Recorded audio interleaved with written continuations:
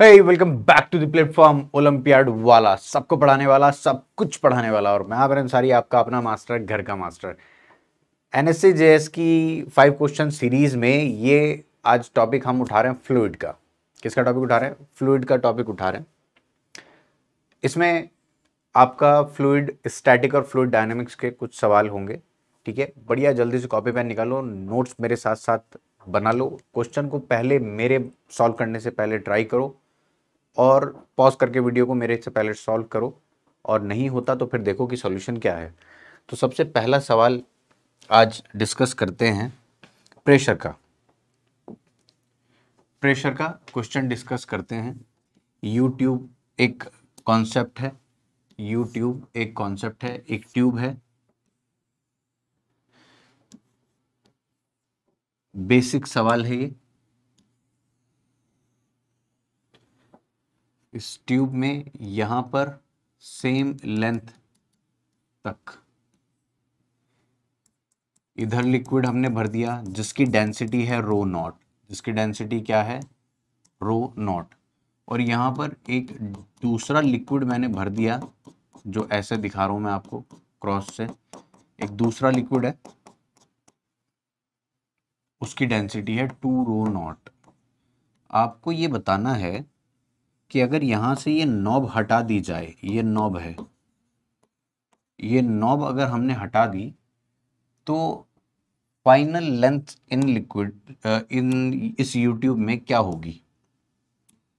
अगर ये वाली लेंथ L है और ये वाली लेंथ भी L है, तो आपको ये बताना है फाइनल लेवल्स क्या होंगे लिक्विड के once the knob is removed.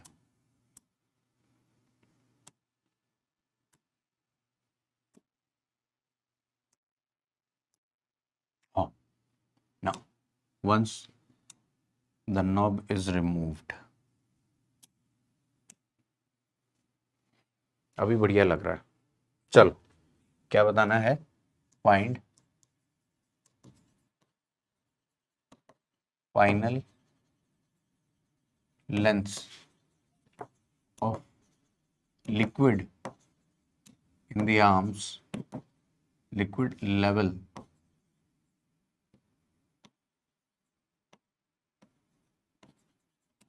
in the arms once the knob is removed।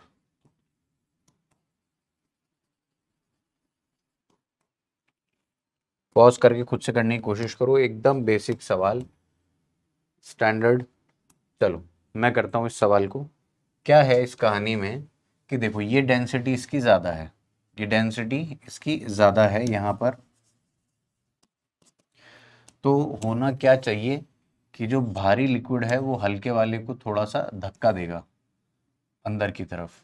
ठीक है, तो यहाँ पर ऐसा होगा कि ये लिक्विड लेवल इस यू ट्यूब में डिसबैलेंस हो जाएंगे। क्या हो जाएंगे? डिसबैलेंस हो जाएंगे। जो ये वाला लेवल है ये थोड़ा सा ऊपर तक चला जाएगा। कहाँ तक चला जाएगा? ऊपर तक। और हरा वाला लेवल थोड़ा सा नीचे आ जाएगा। समझ में आ गई बात आपको? तो ये डिफरेंस है, यहाँ पर बात करनी है हम। पहले मान लीजिए लेवल था L। कितना लेवल था? L। अब ये इधर से X खाली हुआ। लिक्विड इमिसिबल्स हैं। लिक्विड कैसे हैं? इमिसिबल। तो इधर से X ऊपर चला जाएगा, तो ये वाली लेंथ कितनी हो गई? L plus X. और ये वाली कितनी हो गई? L minus x. लेकिन मैं ये जानता हूँ इस पॉइंट पर और इस पॉइंट पर प्रेशर सेम रहेगा। अगर मैं इस पॉइंट को A कह देता हूँ तो यहाँ पर प्रेशर एट पॉइंट A। अगर मैं इस पॉइंट को B कह देता हूँ, इसको क्या कहेंगे? Pressure at point B। तो pressure at point A will be equal to pressure at point B। Reason क्या है? A and B are lying at same horizontal level। At same horizontal level। तो ये वाला प्रेशर पॉइंट ए आप क्या लिखोगे, P naught plus rho G L plus X, P naught plus rho G L plus X, rho G H, ये pressure difference होता है दो पॉइंट के बीच में।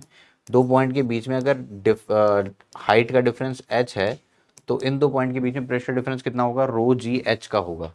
तो pressure point A is equal to P naught plus rho G L plus X, और pressure point B क्या हो जाएगा, P naught plus rho G L minus X, P naught plus rho G L plus X, P naught plus rho G L minus x.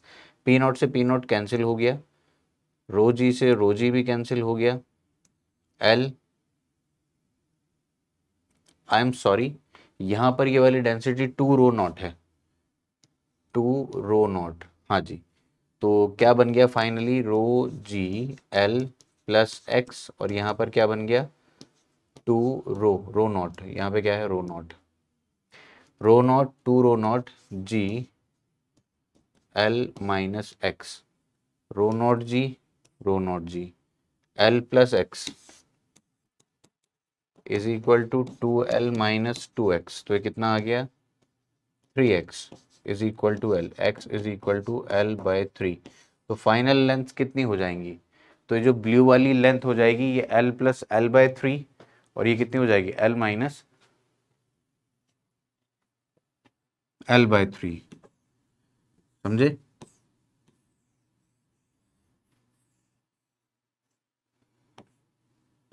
कितनी है ये, twelve by three, और यहाँ पर कितना हो जाएगा ये, L plus L by three, यानी कि four L by three.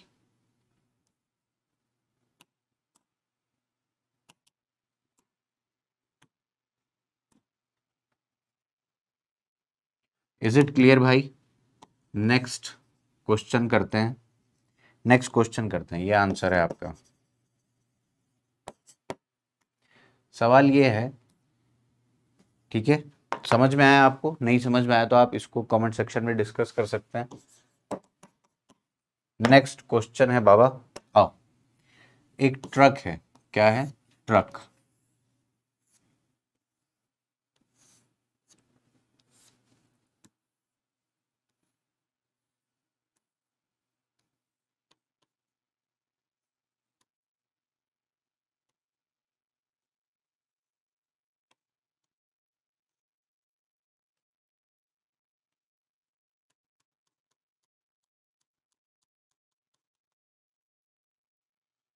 Truck में यहाँ पर एक कंटेनर रखा हुआ है जो कि पानी से ऊपर तक भरा हुआ है, समझे।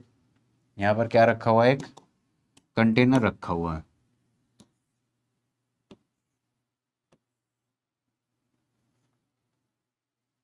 समझे आप, जो पानी से ऊपर तक भरा हुआ है।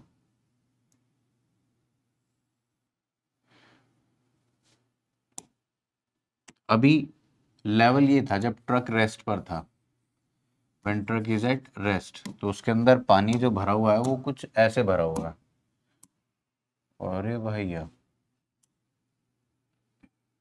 ठीक है जी।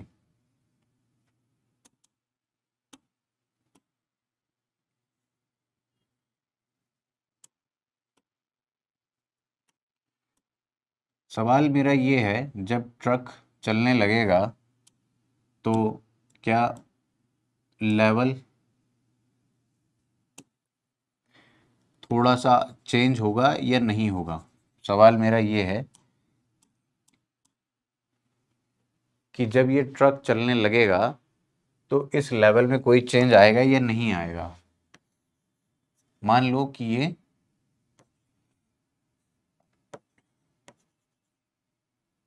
√3 g मीटर पर सेकंड स्क्वायर से चलने लगा, एक्सेलरेशन है उसका, रेस्ट पर था लेकिन स्टार्ट्स विद √3 g मीटर पर सेकंड स्क्वायर। ठीक है सर, पीछे के पहिए नहीं है क्या, हाँ भाई हैं, पीछे वाले पहिए भी हैं।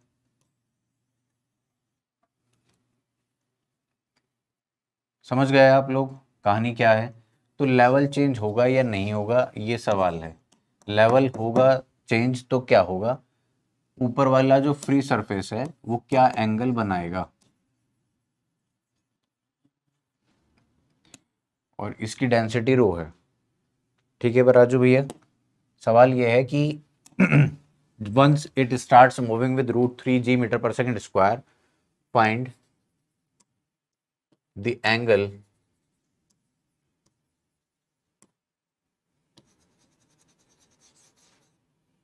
made by the free surface with horizontal।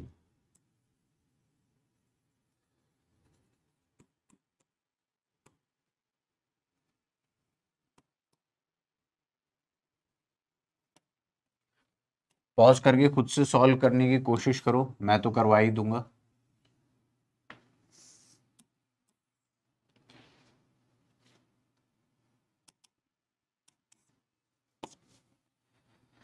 हाँ जी, तो कहानी ये है कि मान लीजिए ये ऐसे लेवल ऐसे हो जाएगा, थोड़ा सा टिल्ट हो जाएगा। ठीक है, ऐसा भी ना कह के मुझे कहना चाहिए, ये थोड़ा सा ऊपर की तरफ चला जाएगा, कुछ खाली होगा इधर से और कुछ ऊपर उधर से चढ़ जाएगा, ऐसी कुछ कहानी है। ठीक है भैया, ऐसा कुछ लेवल बन जाएगा। तो वो आपसे किस एंगल की बात कर रहा है, वो आपसे इस एंगल की बात कर रहा है कि ये हॉरिजॉन्टल से कितना एंगल बनाएगा। ठीक है भैया, तो यहाँ पर क्या है कहानी, इसमें सिर्फ इतना सा आपको महसूस करना है कि यहाँ पर एक पॉइंट आप मानो, नहीं नहीं नहीं, वो पूरा ही जा रहा है वो। तो आप ये मानो कि यहाँ पर एक पॉइंट है, उस पॉइंट पर एक सूडो फोर्स लगी पीछे, कितना एक्सेलरेशन। इस पॉइंट पर नीचे की तरफ क्या लग रहा है, नीचे लग रहा है जी मीटर पर सेकंड स्क्वायर, और यहाँ पे क्या लग रहा है √3 g मीटर पर सेकंड स्क्वायर। तो इसका रिजल्टेंट कहाँ आएगा, इधर की डायरेक्शन में आएगा। और ये जो फ्री सरफेस है ये हमेशा नेट फोर्स के परपेंडिकुलरली अपने आप को अलाइन करती है।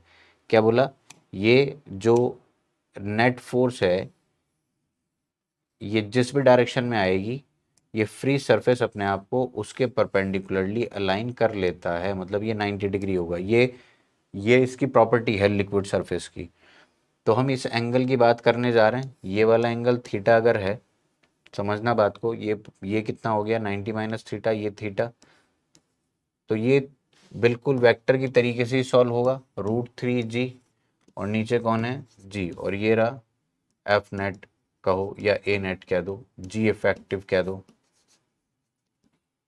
तो ये वाला एंगल कितना हो जाएगा, tan theta is equal to perpendicular upon base √3g divided by G, G से जी कैंसिल, कितना आ गया theta, tan theta is equal to √3, theta is equal to 60 degree. समझ में आया आपको, 60 डिग्री एंगल बनाएगा ये, कितना डिग्री एंगल बनाएगा 60 डिग्री।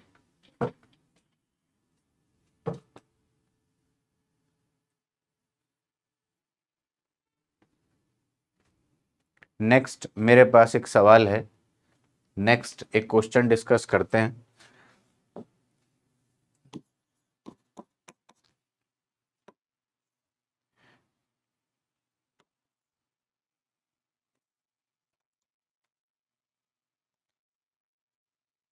इस कंटेनर में हमने एक लिक्विड भर रखा है और मान लो वो किसी a0 एक्सेलरेशन से चल रहा है, यहीं से जुड़ा एक सवाल है, ये कंटेनर कितने एक्सेलरेशन से चल रहा है, a0 एक्सेलरेशन से चल रहा है। ठीक है, अब एक पॉइंट मैंने यहां पर एज्यूम किया,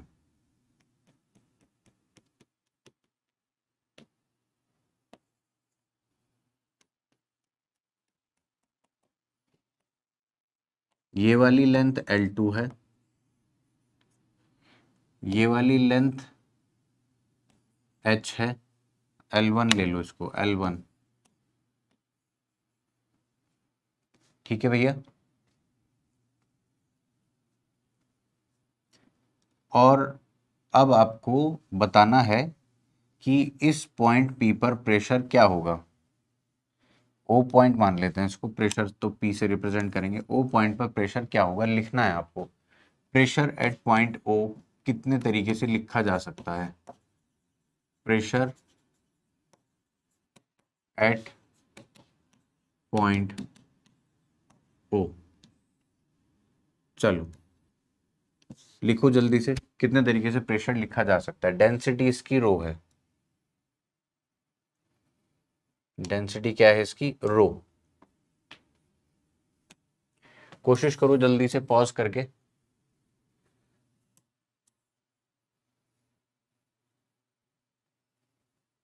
कोशिश करो जल्दी से, क्या इसमें हो सकता है, क्या होगा। तो मैं आपको बताऊं, अगर यहां पर लिखा जाए pressure at point O is equal to,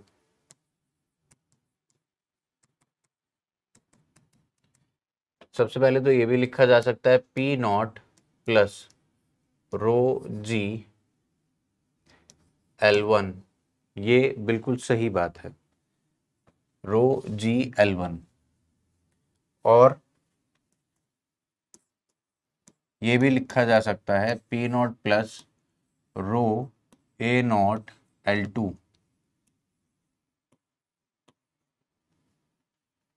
समझे। ये वाला एंगल कितना होगा, theta.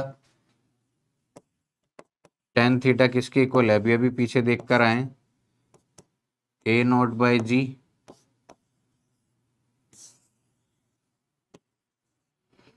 Tan theta is equal to A0 by G. समझ में आती है बात।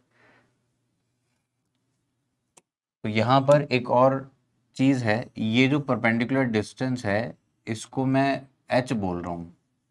क्या बोल रहा हूं, h। और ये 90 डिग्री पर परपेंडिकुलर है, बिल्कुल सरफेस से परपेंडिकुलर। तो एक और तरीके से भी लिखा जा सकता है, P0 plus rho G effective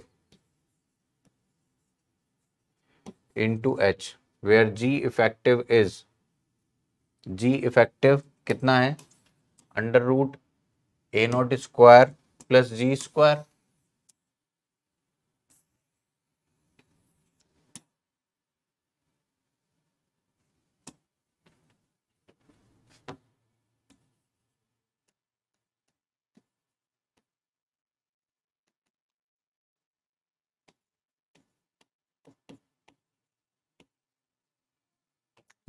ये फॉर्मूला भी सही है, ये भी सही है और ये भी सही है।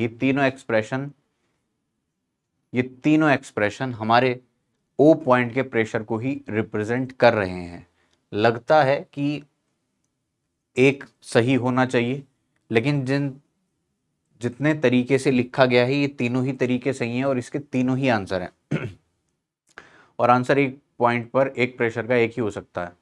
तो ये सारी वैल्यूज भी सेम ही आंसर देने वाली हैं, ये सारी वैल्यूज भी सेम ही आंसर देने वाली हैं।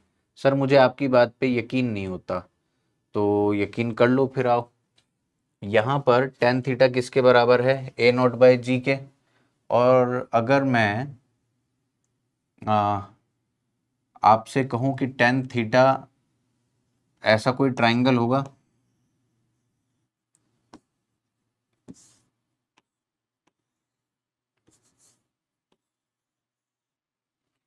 जिसमें परपेंडिकुलर क्या है, A0, बेस क्या है जी, हाइपोटेनस क्या आ गई, A0 square plus G square, A0 square plus G square. और यहाँ पर H को L1 और L2 की टर्म्स में लिखा जा सकता है। L2 कॉस थीटा तो ये है, L2 साइन थीटा, H किसके इक्वल हो गई, L2 sine theta.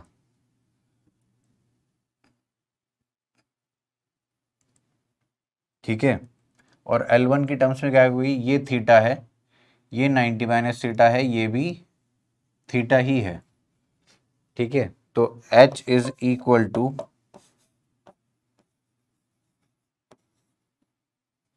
L1 cos theta. ध्यान से देखना, मैं अब मैनिपुलेट कर रहा हूं। मैं इसको कह रहा हूं इक्वेशन 1, इसको कह रहा हूं इक्वेशन 2, और ये तो है ही हमारी इक्वेशन 3।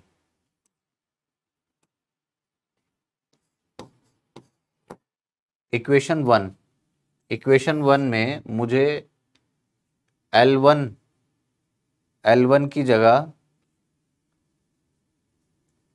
रो जी L1 की जगह क्या मैं लिख दूं? L1 की जगह क्या लिख दूं? h बाय कॉस थीटा लिख सकता हूं from 1।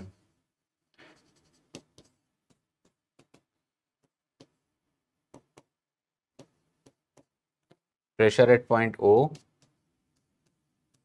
Is equal to P naught plus rho G. L1 की जगह क्या लिख दिया? h by cos theta. यहां से कॉस थीटा क्या होगा? Base upon hypotenuse. L1 की जगह क्या लिख दिया? h by cos theta. Base upon hypotenuse जरा बता दो क्या होगा? Base upon hypotenuse cos theta. तो देखना क्या बन गया? P naught plus rho G, L1 की जगह लिखा h बाय कॉस थीटा, और कॉस थीटा क्या है? Base upon hypotenuse, h by under root A naught square plus G square. अगर तुम ध्यान से देखोगे तो कुछ बन चुका है यहाँ पे।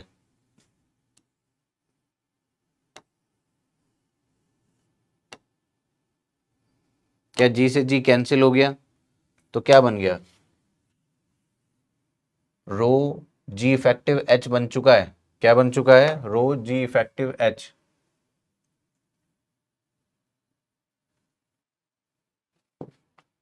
ये बन चुका है P naught plus rho G effective h। तो फ्रॉम 1 से शुरू करें तो हम कहाँ आके रुक गए? 3 पे। सेकंड से शुरू करेंगे, फ्रॉम सेकंड, ये क्या बन गया? इक्वेशन 3 बन गई है। और फ्रॉम सेकंड क्या है? P at point O is equal to P naught plus rho G L2। L2 को क्या पुट कर दो? h by sine theta. P naught plus rho G h by sine theta. Sine theta क्या आ जाएगा? Rho A naught है, I am sorry.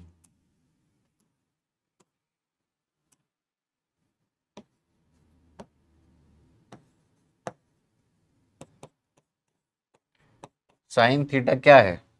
Sine theta आ जाएगा perpendicular upon hypotenuse, perpendicular A naught upon under root A naught square.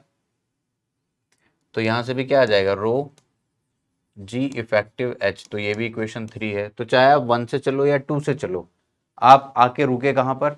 3 पर। तो in short में ये कहना चाहता हूं कि ये और तीनों प्रेशर सेम पॉइंट के लिए लिखे गए हैं और तीनों ही सही हैं। ये भी सही है, ये भी सही है, और ये भी सही है। बात समझ में आती है क्या? ठीक है,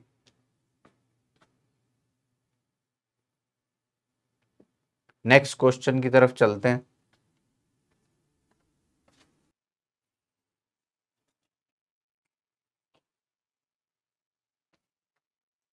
तो सवाल ये है, एक सवाल देखो, ये कंटेनर है हमारा,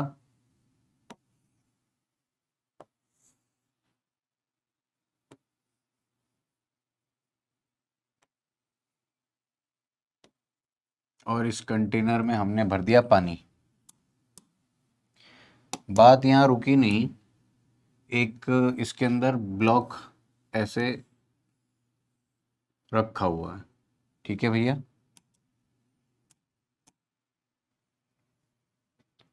और इसको रस्सी से बांधना पड़ रहा है वरना ऊपर चला जाता।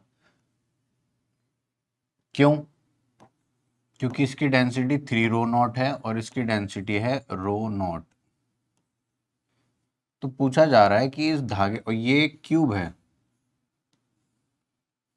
ये क्या है? एक क्यूब है। पूछा जा रहा है कि इस स्ट्रिंग में टेंशन कितनी होगी।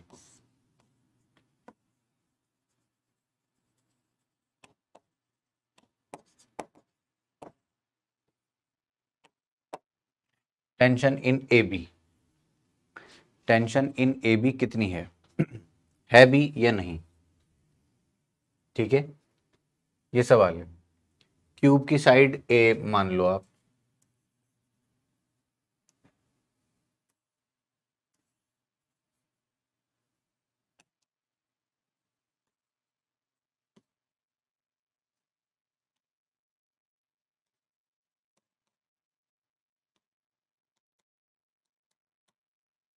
क्यूब ऑफ साइड ए।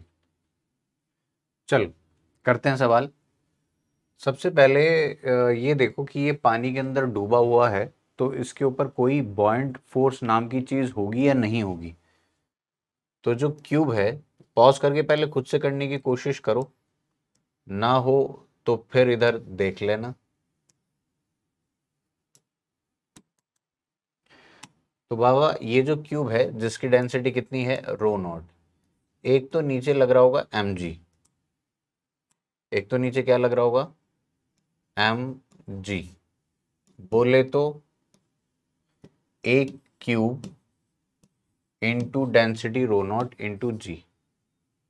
और बॉयंट फोर्स क्या होती है, वॉल्यूम ऑफ लिक्विड डिस्प्लेस्ड, कितना होगा वो, अपने क्यूब अपने वॉल्यूम के बराबर, A cube density of liquid into G, और एक यहां पर टेंशन भी होगी। अगर ये बॉडी इक्विलिब्रियम में है, एट इक्विलिब्रियम,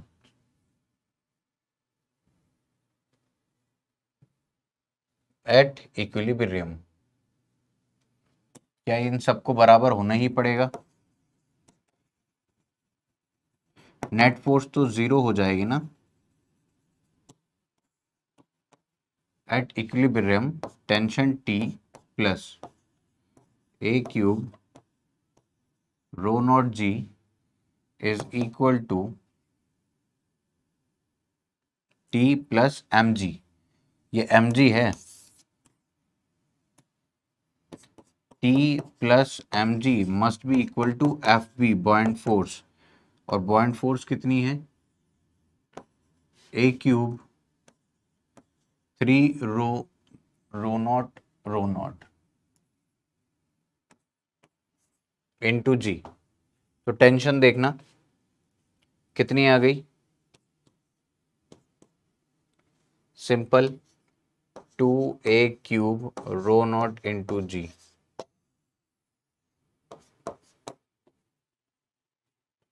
समझ में आ रहा है क्या, टेंशन क्यों आई, क्योंकि बॉयंट फोर्स ज्यादा लग रही थी, अगर ये ना बंधा होता तो ये सरफेस पर चला जाता।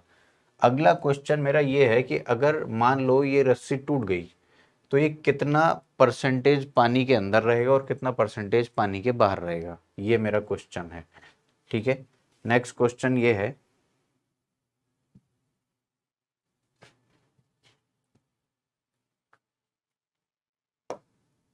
Release from rest. मैंने यहां पे लिख दिया कि चलो स्ट्रिंग टूट गई, स्ट्रिंग क्या हो गई, टूट गई। इफ दिस स्ट्रिंग ब्रेक्स, काट दूं इसको कैंची से,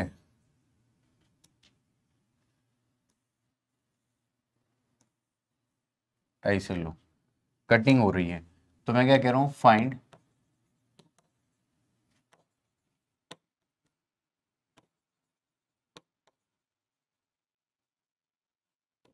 the amount of volume of cube immersed in water, immersed in liquid। Pause करो, सवाल सॉल्व करो, नहीं होता है तो इधर देखो, आसान सवाल हो जाएगा। तो देखते हैं आज यहां पर क्या होगा। सतह तो ये है, इस क्यूब की अगर मैं बात करूं तो क्यूब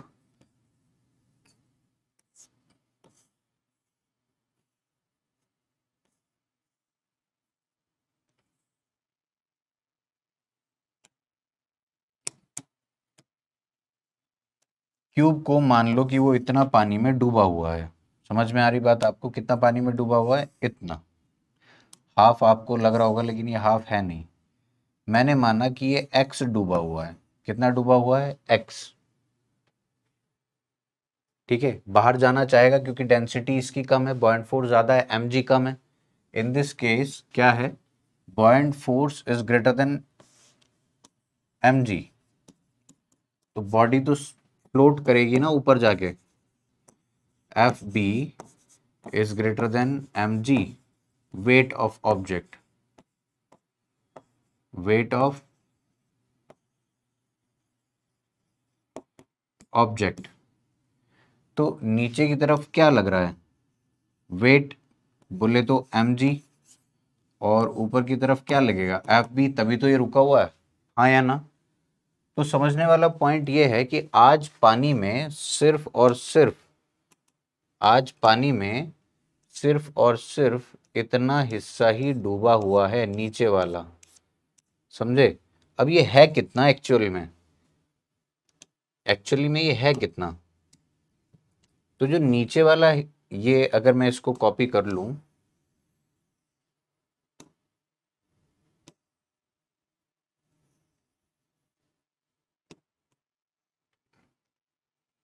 तो ये जो यहां पर इतना हिस्सा, मतलब क्यूब का इतना पोर्शन पानी में डूबा हुआ मिलेगा। इतना पोर्शन पानी में डूबा हुआ मिलेगा आपको। समझे आप? नहीं।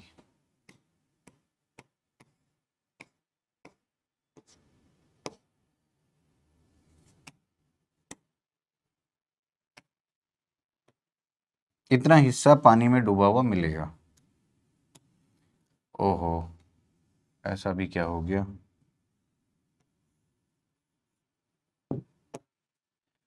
अब ये है कितना? ये नीचे वाला, अगर मैंने बोला है कि x पार्शियली डूबा हुआ है, तो बॉयंट फोर्स सिर्फ और सिर्फ इतने वॉल्यूम की वजह से काम कर रही होगी, बस इतने। नीचे वाला जो है इतना हिस्सा, अब इसका बेस कितना है? A square. तो वॉल्यूम ऑफ लिक्विड डिस्प्लेस्ड कितना आएगा? वॉल्यूम ऑफ लिक्विड डिस्प्लेस्ड आएगा ए स्क्वायर इंटू एक्स। तो बॉयंट फोर्स क्या बन जाएगी? A square into X into 3ρ0 into G. अब ये किसको बैलेंस कर रहा है? mg को बैलेंस कर रहा है। तो at equilibrium, eight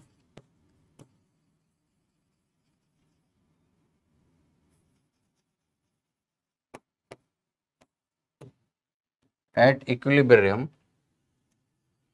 a cube x 3ρ0 into g will be equal to a cube ρ0 into g। समझ में आती है बात? तो a cube, I am sorry, यहां पर a स्क्वायर एक्स है, तो a स्क्वायर से a स्क्वायर कट, ρ0 g से ρ0 g कट, तो x कितना आ गया? a/3। तो यहां पर a/3 पार्ट पानी के अंदर रह जाएगा और 2a/3 पानी के बाहर रह जाएगा। तो उसने पूछा था मेरा कितना अमाउंट ऑफ वॉल्यूम, तो अमाउंट ऑफ वॉल्यूम कितना हो गया? Volume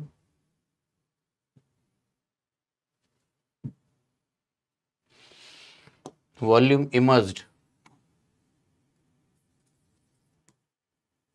volume immersed is equal to A square X, बोले तो a³/3। परसेंटेज वॉल्यूम पूछ ले तो 33.33% of total volume is immersed in liquid, while the remaining part of cube will be visible outside the liquid। समझ में आता है आपको? तो ये कुछ सवाल थे, आप प्रैक्टिस करो। ये आर्किमिडीज प्रिंसिपल से जुड़े सवाल थे, प्रैक्टिस करो मैक्सिमम क्वेश्चंस की। पेपर आसान आता है, टफ नहीं है। ठीक है, जिसको कॉन्सेप्चुअल क्लैरिटी होगी वो सवाल कर ले जाएगा, बस कॉन्सेप्चुअल क्लैरिटी होना इंपॉर्टेंट है। बहुत टफ सवाल नहीं आते हैं, कॉन्सेप्चुअल क्लैरिटी हो, सब पढ़ा हुआ हो, तो डेफिनेटली आपसे पेपर बनेगा ही बनेगा, ऐसा हो ही नहीं सकता कि आपसे पेपर ना बने। तो ठीक है बाबा, मिलते हैं आपसे नेक्स्ट वीडियो में फिर एक नए सवालों के साथ। तब तक के लिए alright then, see you soon, बो बॉय, एंजॉय।